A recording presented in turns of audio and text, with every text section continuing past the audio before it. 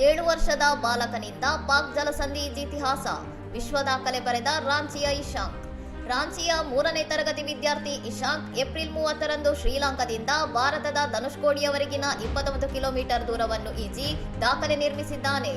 ಬಲವಾದ ಸಮುದ್ರ ಪ್ರವಾಹದ ನಡುವೆಯೂ ಕೇವಲ 9 ಗಂಟೆ 50 ನಿಮಿಷಗಳಲ್ಲಿ ಗುರಿ ತಲುಪಿ ಪಾಕ್ ಜಲಸಂಧಿ ದಾಟಿದ ವಿಶ್ವದ ಅತ್ಯಂತ ಕಿರಿಯ ಈಜುಗಾರ ಎನಿಸಿಕೊಂಡಿದ್ದಾನೆ.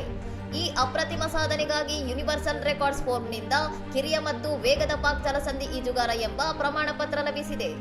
ದುರ್ವಾ ಅಣೆಕಟ್ಟಿನಲ್ಲಿ ಪ್ರತಿದಿನ 4-5 ಗಂಟೆಗಳ ಕಾಲ ಕಠಿಣ ತರಬೇತಿ ಪಡೆಯುವ ಮೂಲಕ ಈ ಕಠಿಣ ಸವಾಲಿಗೆ ಇಶಾಂಕ್ ಸಜ್ಜಾಗಿದ್ದನು.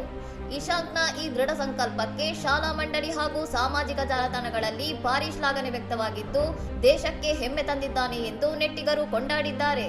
ಇನ್ನಷ್ಟು ಸುದ್ದಿಗಳಿಗಾಗಿ ನೋಡ್ತಾ ಇರಿ ಸೌರಭ್ ಟಿವಿ.